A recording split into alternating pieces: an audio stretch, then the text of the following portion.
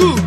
Thank you, Jesus. I can see everything turning around, everything turning around, everything turning around for my good. I can see everything turning around, everything turning around, everything turning around for my good. Brother, I can see everything turning around, everything turning around, turning around for my good. I can see everything turning around, turning around, turning around for my good. I can see everything turning away, turning around for my good. I can see everything turning around, everything turning around the land for my good. Oh yeah, the Bible says in Romans 8:28, for we know that everything works together for good to them that love God.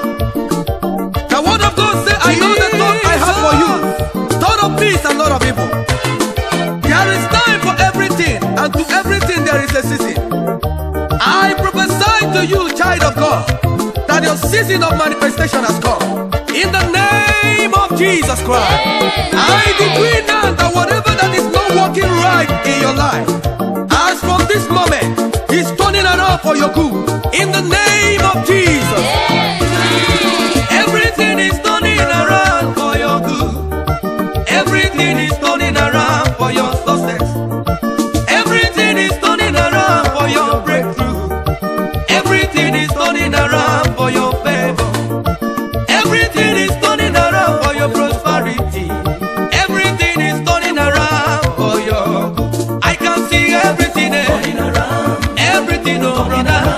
Everything turning around for my good. I can see everything turning around, turning around there, turning around the land. I can see everything turning around, brother. Turning around. I can see everything turning around the world, turning around the land for my good. Oh, put in a case in a guy when one year can it in the air. Hey, by the reason of the anointing that breaks every yoke, I prophesy to your womb, child of God, to be fruitful right now in the name of Jesus. The creating and I, oh Lord, we establish it. That is the word of God. I prophesy to that your business, child of God. I prophesy to your divine career. I prophesy to your divine health. I prophesy to that your job. That as from now, all these things are turning around for your good. In the name of Jesus.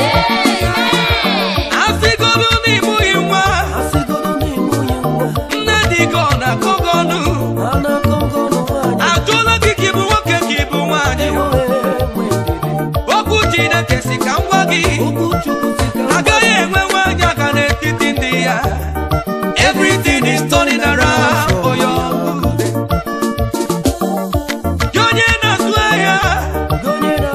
It's okay to not see ya.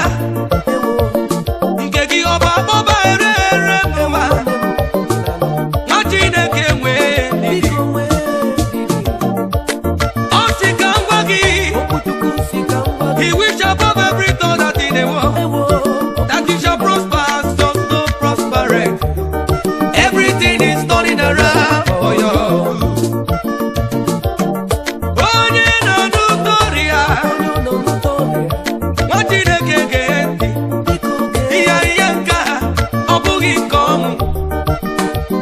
By His Christ you are here. Everything is turning around for your good.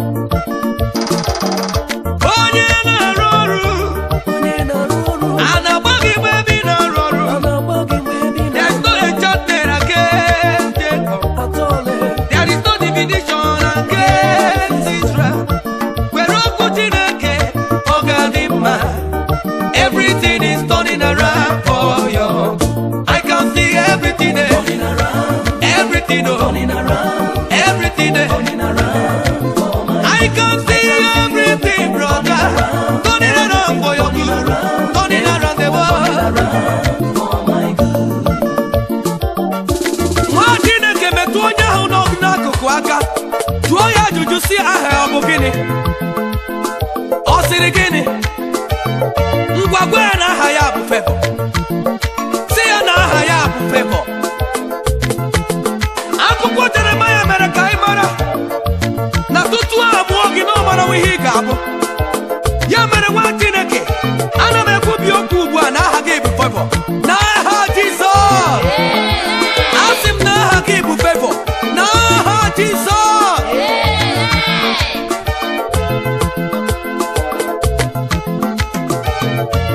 Oh, what is your name? Favor is my name. Oh, what is your name? Favor is my name. Anamatu, what is your name? Favor is my name. Brother, what is your name? Favor is my name. Sister, what is your name? Favor is my name. What in a game? What do I Favor is my name. Oh, what is your name? Favor. What is your name? What is your name? Favor is my name. I say, what is your name? Favor is my name. And what is your name? Favor is my name. Malika Brandebo, Moskandalaba. Thou shalt arise and have mercy upon Zion, for the time to favor has come. Oh my God, child of God, I prophesy to you right now that favor is your name in the name of Jesus Christ. Favor is your name. Favor is your name. Favor is your name. Truly, favor is your name. Favor Bahagi, Martineke. Favor Bahagi. Every Nalualu. Favor Bahagi. Every Nagwakuboye. Favor Bahagi. Mesinu Loki. Favor Bahagi. Every Nazwaya. Favor Bahagi. Nulolugi. Favor Bahagi. No more rules on the ile. Favor Bahagi. Arise and shine, for the light has come, and the glory of the Lord has risen upon you. Sister, brother, arise and shine. Omari Gabue, you to a walking Omari Gabu. Odi Wagabula Kaburu, Kege Megidegi, Neluma Manem. Iye Chukuku Banyeregi, Gebe Suriri. Chidara, no desigomare. Surely they shall gather, but not by the Lord. Surely they shall gather. If they ever be for you, nobody can be against you. Makagidi, favor Bahagi. Nututu, favor Bahagi. Evo Mahige, favor Bahagi. Majukuna Bali, favor Bahagi. Brother, what is your name? Favor is my name. Evo, what is your name? Favor is my name. Oye, Mama, what is your name? Favor. Hallelujah. Papa, what is your name? Favor is my name. Anamadu, what is your name? What is your name? Oh, what is your name? Favor is my name. Oye, Kwerekwe, what is your name? Favor is my name. Oye, Maputara, what is your name? Favor is my name. Hallelujah, what is your name? What is your name? Oh, what is your name? Anamadu, what is your name? Favor is my name. Because Banoma Hagiye. Favor is my name. Onye ga-ekwu ma ọ bụrụ na Chineke kwucha. Hallelujah. Hey, glory to God. Nwa Chineke, ana m ekwubi okwu ugbu a. Ịbụ onye iro m akpọrọ. Ebe ị na-arụ ọrụ, ịbụ onye iro m akpọrọ. N'ụlọ akwụkwọ gị, ịbụ onye iro m akpọrọ. N'ezinụlọ gị, ịbụ onye iro m akpọrọ. Oh my God, you are born to win. You shall rule your generation in the name of Jesus. Amen. You are favored to be fruitful in the name of Jesus. Amen. You shall be the head and not the tail in the name of Jesus Christ. Ole ndị ahụ Chineke mere ihe ọma, ngwakọtanụ ka anyị kelee Chineke anyị. Jiri n'ụda na ụba kwuru unu bịa ka anyị bụrụ ya bụ mara mma. Oh, hallelujah. O nwere ihe o mere m ji enye ya ekele.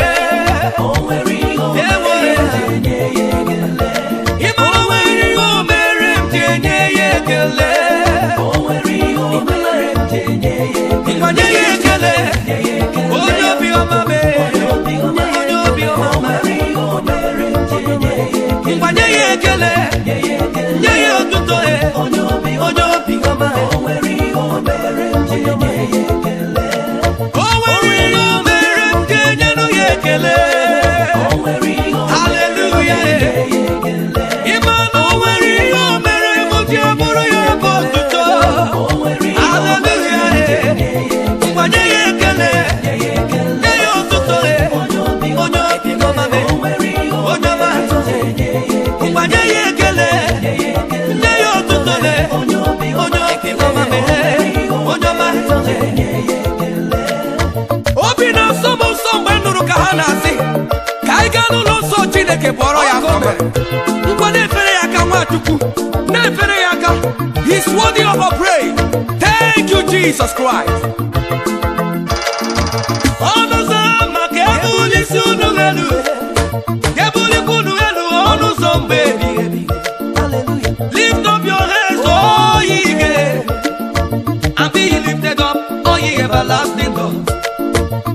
Let the King of glory come in. Let the King of glory come in. Hallelujah. Kikusianu Jehova mmụọ ike. Weruba bara, bara yegu maram. Onye o nyere nwa, bara ego ubi ya. O nwere ihe o mere gị ka inye ya ekele. Onye o nyere ego, bara ego ubi ya. O nwere ihe o mere gị ka inye ya ekele. Onye o nyere ọrụ, bara ego ubi ya. O nwere ihe o mere gị ka inye ya ekele. Ndị ọkada niile, ọ gịnị ka unu na-eche? O nwere ihe o mere gị ka inye ya ekele. Ụmụ akwụkwọ niile, ọ gịnị ka unu na-eche? Kọrọ ya ka mara mma, bara ya egwu mara mma. Ndị na-azụ ahịa, were onyinye ebi ya. O nwere ihe o mere gị ka inye ya ekele. Ngwa nye ya ekele, onye obi ọma. O nwere ihe o mere anyị ka inye ya ekele. Nyenụ ya ekele, onye obi ọma me. O nwere ihe o mere gị ka inye ya ekele. O nwere ihe o mere m ga-enyenụ ya ekele. Hallelujah. Ịma na o nwere ihe ọ lụrụ m ji abụrụ ya ebe ekele. Onye ọlụ ebube, ngwa nye ya ekele, nye ya otuto, onye obi ọma me. Onye ọma, onye ọma, ngwa nye ya ekele, nye ya otuto, nye ya ekele. For all he has done for me, I will praise the Lord. For all he has done for me, I will praise the Lord.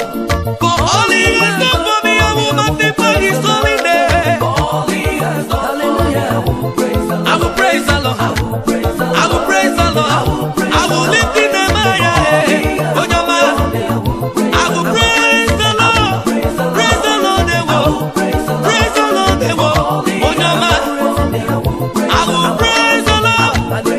Praise the Lord, lifting them higher, higher, higher, higher.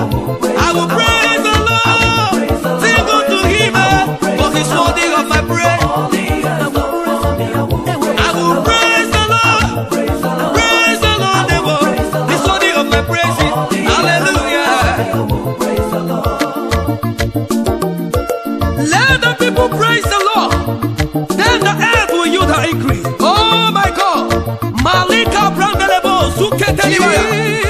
Child of God, because you have engaged in praising the Lord, I prophesy as the son of the prophet that you shall be blessed in the morning. Amen. You shall be blessed in the afternoon. Amen. You shall be blessed in the night. Amen. You shall be blessed in the city. Amen. You shall be blessed in your going out and your coming in. Amen. From today, people shall call you blessed. Amen. In the name of Jesus Christ. Amen.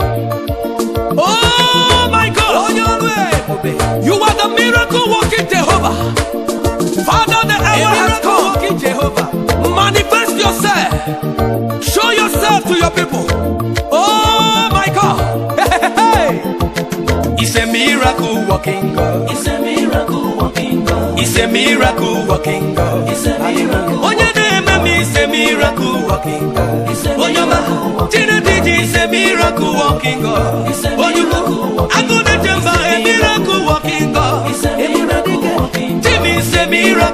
walking God.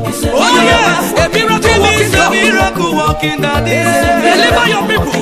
He's a miracle walking papa. Set your people free, Lord. He's a miracle walking daddy. Manifest your glory, Lord. He's a miracle walking king. Show thyself, A Lord. miracle. He's a miracle. Hey, Mate Telebo, Mafi Kantalaba, He's a miracle walking Zibra Delebo, Mafi He's a miracle Ketelaba, walking Ghost Kandalaba. He's a miracle. You are the God of war. He's a miracle walking Jehovah. Oh yes, it's a He's miracle the walking ocean God. divider. He's the bright morning star. Yes. He's the lily of the Oh valley. my God. He's unchangeable El Shaddai. Oh Jesus. He's the unshakable shaker. He's the unmovable mover. Onye kewara osimiri ya Receive your anointing. Receive your deliverance. Receive your freedom. Agụ na-eche mbaka na agbọ ya. Ngwa na enwe Ike ka nyere nwa onye Chineke. ọzọ. Ike nyere onye ọzọ. Hey, Agụ mbata. Ebube. Mana jiri uche n'aka. Ebube. Igwe. Jesus Onye Christ. ebube mee. Achara ngọbọ. Dike na dị mba achara ngọbọ. Oh my God. I mere onye isi wee hụ n'ụzọ. I mere onye ngwọrọ wee gị ije. A miracle walking I God. mere onye okwu iwe kwuo n'okwu. I mere nwanyị aga wee kuru nwa. A miracle walking God, walking God, Oh, yes. walking God, walking God. Jesus Christ. Ọ bụ ihe siri ike n'elu ụwa ma ọ bụ Jehova ka ọ bụ. Ọgwụ ike gwuru dibịa. Agbara m abanya ma ọ bụ Jehova ka ọ bụ. Ebube. Ọgwụ mgbe ike gwuru dibịa nke ụwa. Oh yes. Ọgwụ mgbe ike gwuru dọkịta nke ụwa. Aha gị bụ ike gị ike. Adịghị ọbara gị mgbe onye nwe mma. Onye nwanyị gozie ndị Adịghị gị. ewere gị iwe Chineke mee. Chineke m gozie Maka ndị na gị. ewetara gị iwe n'elu ụwa. Hey. A ga-ayọkwa gị ihe. Wụsa ndị gị otiti ọma nọ gị ugbu a. A ga-ayọkwa gị ihe. Onye ukwu. Ebube. Onye ukwu. Dike n'agha. Oh my God. Dike n'agha. He's a miracle walking. Chineme me is a miracle walking. Yes, it's a miracle walking God. Agune Jabi is a miracle walking God. He will bless you today. Nwa Chineke maka ihe niile ka o mere. Ngwa malite kelebe ya. Na-efere Chineke m aka. Na-edu ya aha. Si ya na ọ dị mma. Oh Jesus.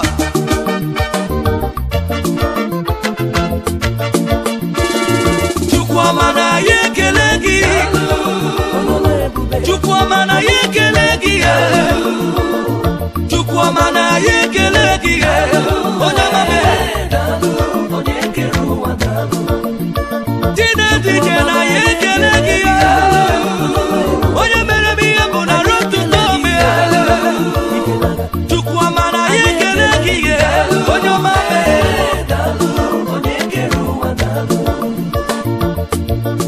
Ekele niile o. Ya na otuto niile. Ya dịrị gị eze ebube. Onye ọma mee. Aga m esi anya kele gị. Aga m esi anya tụrụ gị mma. Nkọwa mmeso ọma gị n'elu ụwa. Chige abọ. Hosanna in the highest. Hosanna in the highest. Hallelujah, ka ndị nsọ na-eti. Ha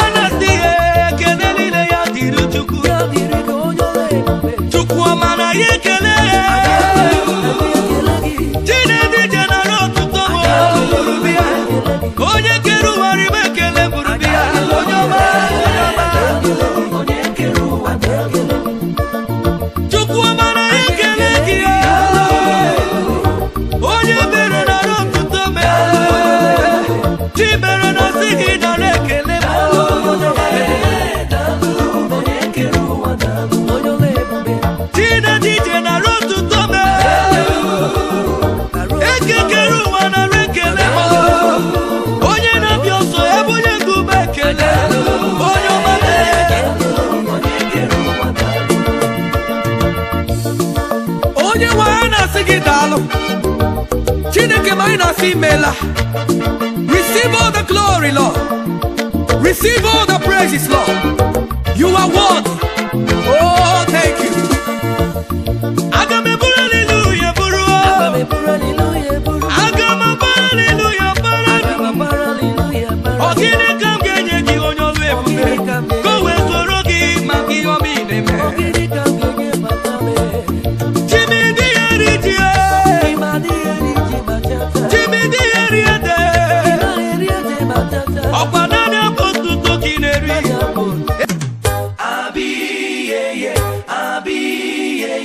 Abi you no say Jehovah na God. Why you dey do like say you no sabi my God? Hallelujah. Brother, why you dey do like say you no sabi my Jesus? Sister, why you dey do like say you no sabi my God? Hallelujah. Abi you no say. Abi you never hear say Jehovah be your God. Hallelujah. Abi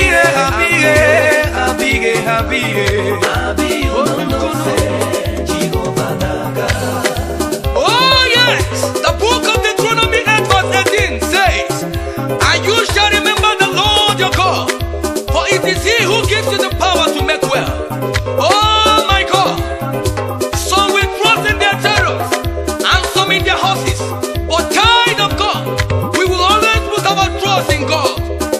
For those that know their God shall be strong, and they shall do exploit. Why you dey do like say you not sabi my God, brother? Sister, why you dey do like say Jesus no be your God? Why you dey do, brother? Abi you never hear say my Jesus be master. You never hear say. Abi you never hear say my Jesus be your God. Pata. You never hear say, brother. He woke up on the sea. He made the blind to see. He made the lame to walk. He made the barren to have children. Onye kewara osimiri he wekwe kum Israel ogabika. Abi you never hear say onenye go. Abi you never hear say chimunenye mwa zirezi.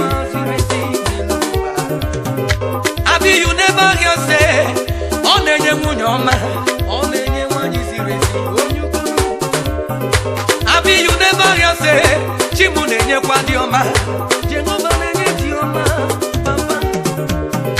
Abi you never hear say he healed the sick, oh, he raised the dead.